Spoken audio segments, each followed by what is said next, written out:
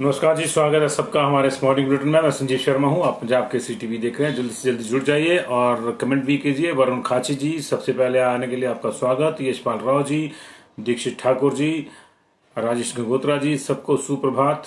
अंजलि कांत शर्मा, राजेश जी, विद्यासागर डोगरा जी, रिचा राठौर, अनन्या राठौर, सुदेश ठाकुर, राजेश गंगोत्रा जी, पवन पुरी जी, सरला शास्त्री जी, संजय सोनी जी, बीना चौहान जी, रंजीत सिंह जी, मनु स्रोत जी, परमजीत बिरदी जी, विक्रम जसवाल जी, कुलदीप चंद जी, महेश शांडिल जी, कमल मेहरा जी, शिल्पा कुमारी जी, चंद्रादित्य मेहता जी, शांति स्वरूप ठाकुर जी, राजेश गुप्ता जी, रोहित भाटिया, बबलू भाटिया जी, सुदेश भाटिया जी, जीत सैंडी जी, सीमा गोरखा, तरुण वर्मा तनु, प्रोमिल कालिया, पंकज नेगी, अर्पित सोनी, चंद्रशेखर, कुलदीप कुमार जी नमस्ते, सीमा राणा जी, सतीश कौशल जी, संजय कुमार जी, राकेश नेगी जी, सपना जरियाल, देवेंद्र कश्यप, भूमिका ठाकुर, सबका स्वागत है ji. Good morning to one and all. Sanjeev Chaudhary ji, जस फार्मर, संजय पठानिया जी, पूनम राठौर जी, संजीव डिडवाल जी, भारद्वाज अतुल शर्मा जी, मीनाक्षी मिट्ठू जी, ऋषभ सोनी, सुदर्शन राणा, विपुल महाजन, नरेश डोगरा, कुलदीप सिंह, कीर्ति कालिया, प्रकाश चंद जी, कपिल महाजन जी, सबका स्वागत है जी। काइंडली इसको शेयर कर दीजिएगा ताकि और लोग भी हमारे साथ जुड़ सके। इंपॉर्टेंट इन्फॉर्मेशन है, खासतौर से स्कूल ओपनिंग को लेकर हमारे पास एक बड़ी खबर है। 15 जुलाई से स्कूल शुरू किए जा सकते हैं। क्या इसका फॉर्मेट रहेगा, किस तरह से खुलेंगे, इसकी चर्चा करेंगे। और इसके अलावा इंटरस्टेट बसेस जो चलनी है 1 तारीख से, उनके रूट्स भी फाइनल हो गए हैं। 350 रूट रेडी हैं। हालांकि जो संख्या है नॉर्मल रूट्स की, बाहर जो बसें जाती है हिमाचल प्रदेश की, वो इससे लगभग डबल है। और एक और बड़ी खबर है कि लैक्टेटिंग मदर्स के बाद अब गवर्नमेंट ऑफ इंडिया ने प्रेग्नेंट वीमेन को भी वैक्सीनेशन की इजाजत दे दी है। उनको भी वैक्सीन लगाई जा सकेगी। इसके नतीजे जो सेटिस्फैक्टरी रहे हैं और उसके बाद ये घोषणा कर दी गई। इस पर भी चर्चा करेंगे। और हिमाचल प्रदेश में सेकेंड वेव का डी एंड हो गया है। जी हाँ, सेकंड वेव का डी एंड हो गया है। हालांकि हमारे यहाँ डेल्टा वेरिएंट के जो मामले हैं वो बढ़ रहे हैं और यूके स्ट्रेन तो अब इस तरह से मानिए कि नॉर्मल ही हो गया है। तो ये इस वक्त की बड़ी खबरें हैं, चर्चा करेंगे हम सबके साथ साथ। और सबसे पहले बड़ी खबर जो मैं आपको बता दूं ये है कि गर्भवती महिलाओं के लिए अब वैक्सीनेशन का रास्ता साफ हो गया है। केंद्र सरकार ने गर्भवती महिलाओं को टीका लगवाने से जुड़ी गाइडलाइंस जारी कर दी है। यानी अब गर्भवती महिलाएं टीका लगवा सकती है। गाइडलाइंस जो वैक्सीनेशन की गाइडलाइंस है उसमें ये एक और एडिशन किया गया है। ये एडिशन जो है प्रेग्नेंट वीमेंस के लिए है, उनको टीका लगवाने की अनुमति मिल गई है। उन्होंने कहा कि वैक्सीन उनके लिए सुरक्षित है और वह भी दूसरे लोगों की तरह संक्रमण से अपने बचाव के लिए वैक्सीन लगा सकती है। गाइडलाइन के मुताबिक वैक्सीनेशन के लिए उन्हें कोविन ऐप पर रजिस्टर करना होगा और वे वैक्सीनेशन सेंटर पर जाकर ऑन साइट रजिस्ट्रेशन भी करवा सकती हैं। तो अपना एज ग्रुप और वो जो बाकी चीजें चलती हैं देख लीजिएगा। अगर हिमाचल प्रदेश में कोई प्रेग्नेंट लेडी अर्बन एरियाज में है तो उसको तो फिर बकायदा जो है बुकिंग करवानी पड़ेगी अपने स्लॉट के लिए। लेकिन अगर रूरल एरिया में है तो आप चाहे किसी भी आयु वर्ग की हैं, आप जाइए और अपना जो है ऑन साइट रजिस्ट्रेशन करवाइए। हालांकि जो वर्ग वाला उसमें मामला नहीं है, 45 प्लस में शायद rare of the rare cases होंगे, उससे पहले वाले ही होंगे सारे के सारे। तो ऑन साइट रजिस्ट्रेशन ग्रामीण एरिया में, और जो दूसरी रजिस्ट्रेशन की प्रक्रिया वही है जो नॉर्मल लोगों के लिए है और आप नॉर्मली जाके अपने आप को रजिस्टर करवा के टीका लगवा सकती हैं। इसके लिए जो गाइडलाइंस है वो जारी करी है उन्होंने कहा कि आपको टीका लगवाने के लिए कई राज्यों में अलग अलग नियम है जो अपने हिसाब से जारी कर रहे हैं। लेकिन अभी तक कहीं लग नहीं रहा था सिवाय महाराष्ट्र के। तो महाराष्ट्र में जो है डॉक्टर की सहमति पत्र उनको लाना जरूरी होता था, उसके बाद उनको टीका लगा देते थे। तो उन चीजों पे भी ICMR और हेल्थ डिपार्टमेंट की नजर थी और वहां भी देखा गया कि बहुत कम महिलाओं में जो है जो इसको कहते हैं after effects following immunization, AEFI जिसको कहते हैं, तो बहुत कम लक्षण इस तरह के दिखाए गए वैक्सीन की वजह से कोई प्रॉब्लम के। और ऐसे में अब जो है महिलाओं का वैक्सीनेशन, गर्भवती महिलाओं का वैक्सीनेशन शुरू कर दिया गया है। विदेशों में भी कई देशों में ये गर्भवती महिलाओं का वैक्सीनेशन शुरू है। खासतौर से अमेरिका में फाइजर और मॉडर्ना के टीकों को इसके लिए मंजूरी दी गई है। भारत में आप कोविशील्ड और कोवैक्सीन दोनों ही वैक्सीन को लगवा सकते हैं। किसी एक वैक्सीन को लेकर जो है कोई गाइडलाइन नहीं है, लेकिन लगवा सकते हैं। तो ये इस वक्त की जो है बड़ी खबर है। और इसके अलावा अगर बात करें हिमाचल प्रदेश की, तो हिमाचल प्रदेश में स्कूल ओपनिंग की तैयारी हो गई है। स्कूलों को लंबे समय से स्कूल बंद पड़े हैं, बीच में खोलने की कोशिश हुई, लेकिन महीने के अंतराल के बाद ही बंद करने पड़े, परीक्षाएं नहीं हुई। लेकिन अभी स्कूल खोलने की तैयारी हो रही है। पिछले कल एक बड़ी हाई लेवल की मीटिंग जो है स्वास्थ्य सचिव और शिक्षा सचिव के बीच में हुई थी, और उसमें इस बात पर सहमति बनी है कि फेज्ड मैनर में 15 जुलाई से स्कूल खोलने की तैयारी की जाए। और अगर सब ठीक रहा तो 15 जुलाई से स्कूल खोल दी जाएंगे। आपको याद होगा कि 1 जुलाई से विंटर क्लोजिंग स्कूल जो है वहां पे स्टाफ बुला लिया गया है। 1 जुलाई से विंटर क्लोजिंग स्कूल का स्टाफ अपने स्कूलों में हाजिरी देना शुरू कर देगा, टीचिंग और नॉन टीचिंग दोनों तरह का स्टाफ। और जाहिर है, हमने तब भी कहा था कि ये तैयारी स्कूल खोलने की है। तो 15 दिन के भीतर जो आवश्यक चीजें हैं उनको पूरा किया जाएगा, चाहे वो स्कूलों की सैनिटाइजेशन का काम है या सोशल डिस्टेंसिंग के तहत कुछ और चीजें करने का काम है, उसको किया जाएगा। और अगर सब ठीक रहा, क्योंकि आधिकारिक रूप से आज सरकार ने भी मान लिया कि सेकंड वेव आकर चली गई है, यानी जो छोटे मोटे इक्का दुक्का 150 पौने 200 केसेस आ रहे हैं उनको आप सामान्य में रखिए। वो जाहिर है कि वो लंबे समय तक अभी मामला चलेगा, वो कई साल तक 100-200 केसेस आते रहेंगे। लेकिन इसको आप फिर संक्रमण नहीं मानिए, इसको ये मानिए कि संक्रमण मौजूद है लेकिन संक्रमण फैला हुआ नहीं है। तो ये छोटे मोटे केसेस आते रहेंगे, और ये सारे मामले जो है ये प्राइमरी कॉन्टेक्ट के हैं, तो उसको थोड़ा सा नापना होगा, क्योंकि होम आइसोलेशन ढंग से नहीं हो रहा है। अदरवाइज ये भी नहीं आएंगे अगर इंस्टीट्यूशनल आइसोलेशन कर दी जाए इनकी। अभी इस समय में जरूरत इस समय में इंस्टीट्यूशनल आइसोलेशन करने की है, ताकि आगे न फैले। हो क्या रहा है कि हम कम केसेज है तो हम हॉस्पिटल नहीं ले जा रहे किसी को। ऐसी स्थिति में अगर एक आता है परिवार का तो 5 और आ जाते हैं, और फिर नंबर जो है 1 से 5 बढ़ जाता है। फिर हमारे को चिंता होती है, 5 आएंगे तो 25 हो जाएगा, 10 आएंगे तो 50 हो जाएगा। अगर हम एक जो पॉजिटिव है उसको ही ले आएंगे इंस्टीट्यूशनल उसमें आइसोलेशन में, तो जाहिर है कि उसके घर में संक्रमण फैलने के चांसेस बहुत ही न्यूनतम हो जाएंगे। जिसको पहले हो गया होगा अलग बात है, अदरवाइज किसी को आगे नहीं फैलेगा। तो ये चीजें जो थोड़ा जो है अलग हटके करने की जरूरत होती है, आउट ऑफ द बॉक्स सोचना होता है कुछ।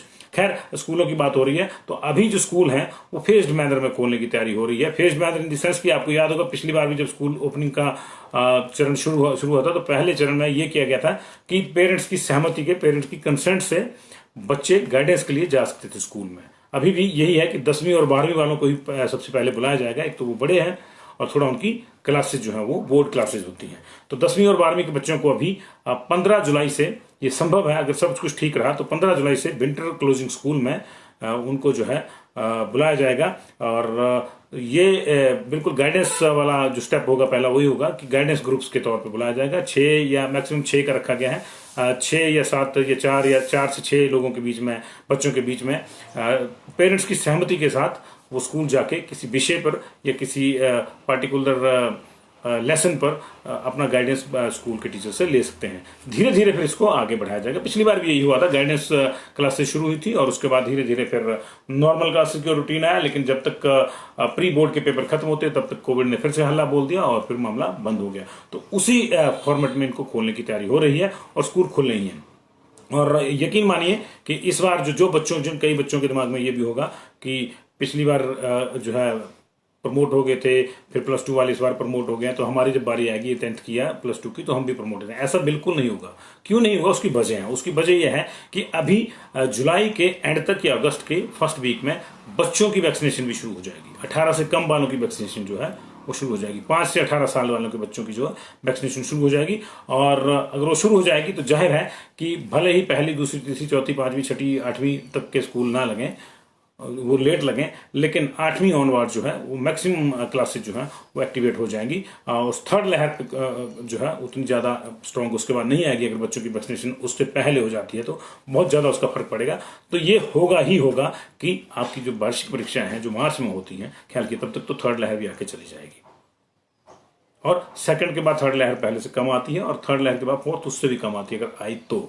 ऐसी स्थिति में अगर वैक्सीनेट हो जाएंगे बच्चे तो वो उसके फोर्थ के तो चांसेस बिल्कुल ही मिनिमाइज हो जाएंगे।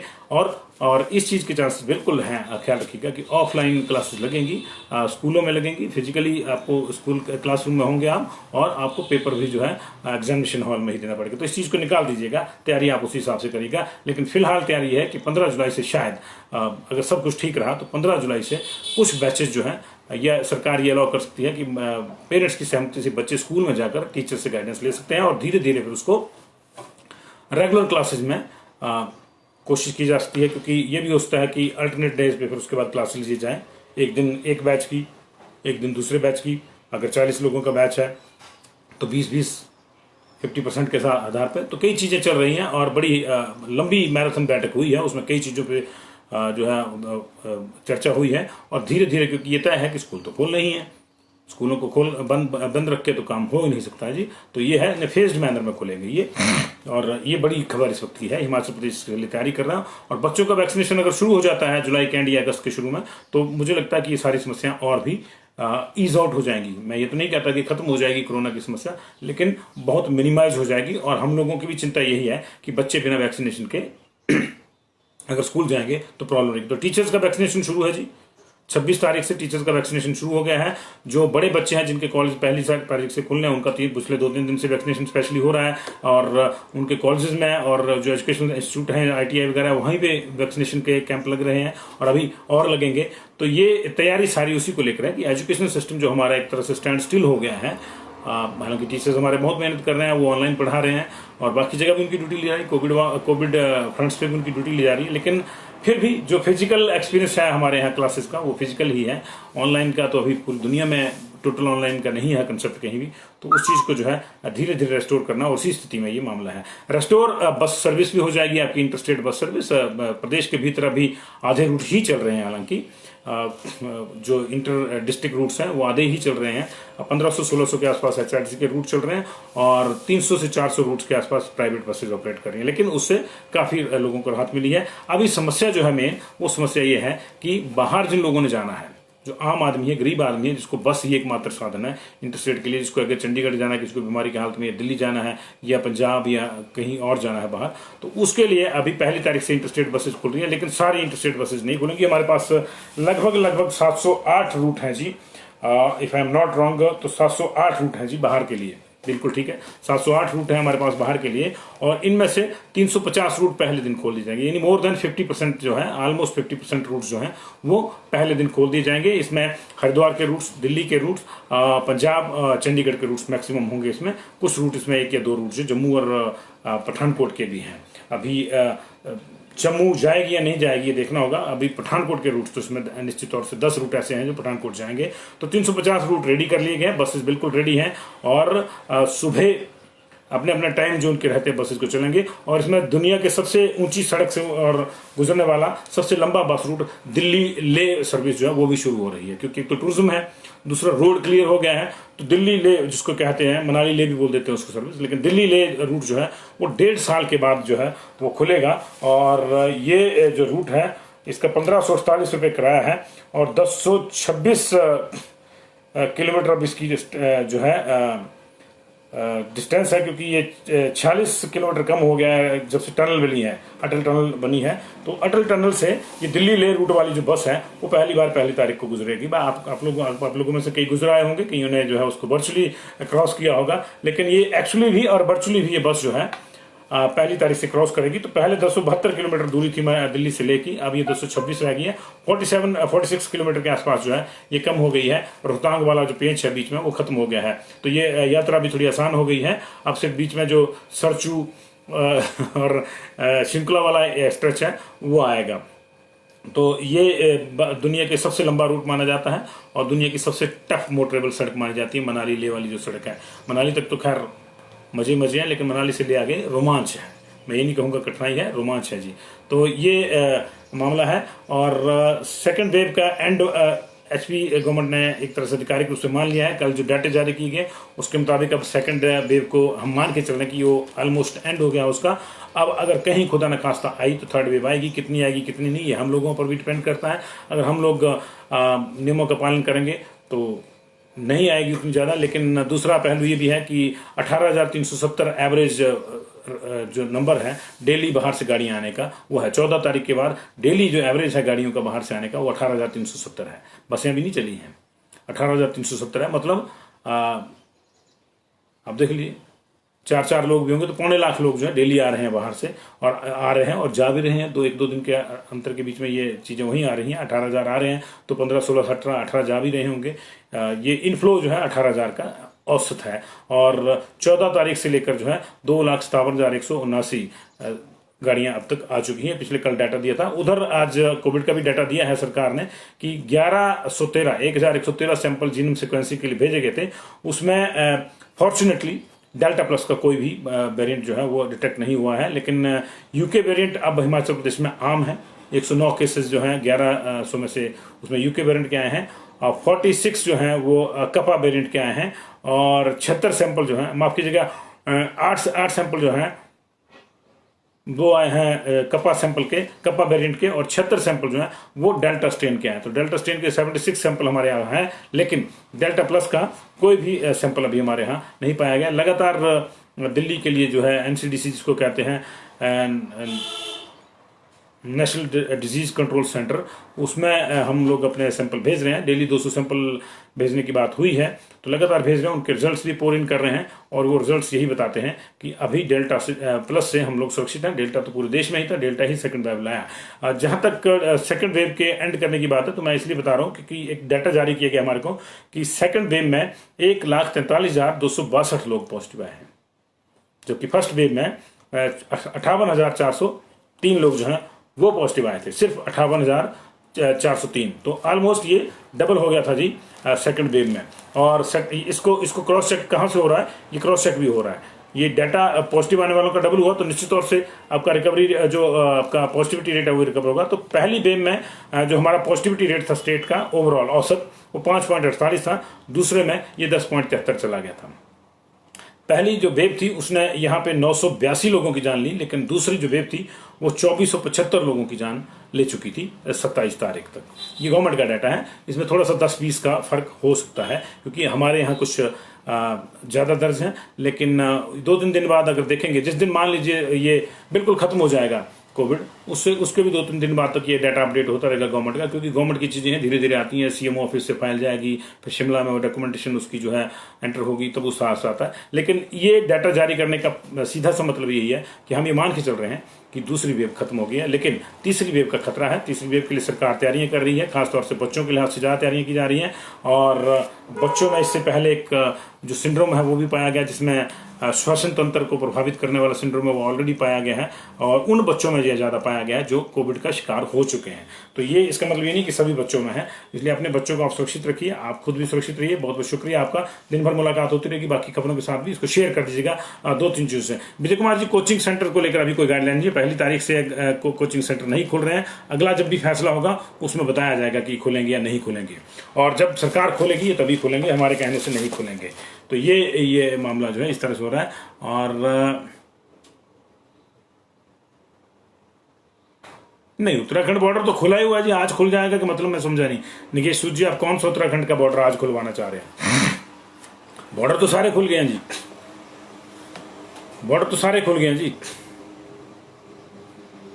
ये पिछली जब मंत्रिमंडल की बैठक हुई थी जो 21 तारीख को, उसी दिन से खुल गए थे, रात से 12 बजे से ही। तो बॉर्डर सारे खुल गए हैं, बॉर्डर कोई क्लोज नहीं है। बॉर्डर पहले भी क्लोज नहीं थे, सिर्फ ये व्यवस्था थी कि आपको पंजीकरण करवा के आना पड़ता था। इसलिए नगेश जी ये खुले हैं बॉर्डर खुले हैं जी, लेकिन उनके वहां जाने की क्या व्यवस्था है वो आप मुझे नहीं मालूम, वो देखना पड़ेगा आपको कि उत्तराखंड की व्यवस्था हो सकता है कोई अलग हो। अभी वो रिपोर्ट मांग रहे हो नहीं मांग रहे हो जी। तो आरटीपीसीआर की मैंने आपको कल परसों भी कहा था, आप 3-4 दिन से पूछ रहे हैं नगेश जी। आरटीपीसीआर हमारे यहाँ जरूरी नहीं है, उनके यहाँ जरूरी नहीं है। आपको उत्तराखंड की जो है वेबसाइट पे जाके देखना होगा वहां की गवर्नमेंट पे। हालांकि पूरे देश में इस तरह की जो बंदिशें हैं वो खत्म कर दी गई हैं, लेकिन अगर आपने हरिद्वार जाना है, अस्थि विसर्जन के लिए जाना है, तो उसमें नहीं है जरूरत उसकी आरटीपीसीआर की। उसमें आप जो, क्योंकि आपका पास ही उस तरह के, आपको वहां अगर पास है भी तो अप्लाई वो कर, आपको 48 आवर्स वाला करना पड़ेगा, तो उसमें हो जाएगा जी। बिना भूपेंद्र कौशल जी, मैंने यही बताया कि कब खुलेंगे, आप इसको रिवाइंड करके देख लीजिए ना, यही बताया जी। कल्पना जी, आप इसको रिवाइंड करके देख लीजिएगा, यही बता रहे हैं स्कूल कब खुले। आप लेट आए हैं थोड़ा, इसलिए देख कर आए।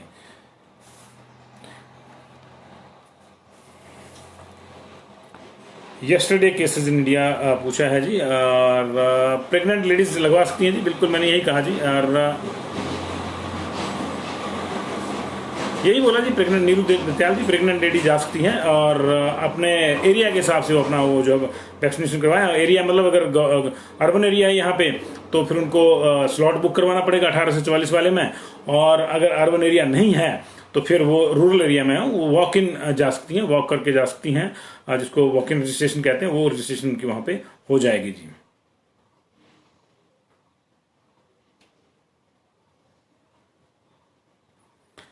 पिछले 24 घंटे में 46,498 केस आए हैं जी, और 58,540 ठीक हुए हैं। 978 लोगों की मौत हुई है। अब तक 3 करोड़ 2 लाख लोग पॉजिटिव आ चुके हैं इस देश में। 2 करोड़ 93 लाख ठीक हो चुके हैं।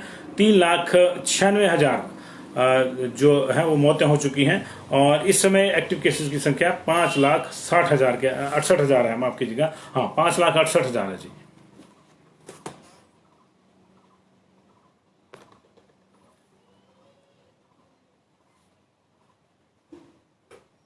जी मधु टंडन, अगर खोलेंगे तो सारे खोलेंगे। फिर अभी विंटर स्कूल्स को खोलने की तैयारी है, विंटर क्लोजिंग वाले, क्योंकि समर क्लोजिंग वाले में आजकल वैसे भी छुट्टियां होती हैं, तो विंटर क्लोजिंग वालों में फिर सर्दियों में छुट्टी हो जाती है, तो उनको खोलना पहले जरूरी, तो वहां से तैयारी हो रही है जी। और हिमांशु जी आप इसको शुरू से देखिए तो आपको पता लग जाएगा कब खुलेंगे, कैसे खुलेंगे। कॉलेज अभी नहीं जी, कॉलेज नहीं जी, अभिनंदन मेहरा कॉलेज नहीं, सिर्फ कल से जो परसों से जो है इंजीनियरिंग कॉलेज और ITI और जो दूसरे तकनीकी बहुतकनीकी संस्थान पॉलिटेक्निकल कॉलेज ये खोल रहे हैं जी, एकेडमिक वाले नहीं खोल रहे हैं जी।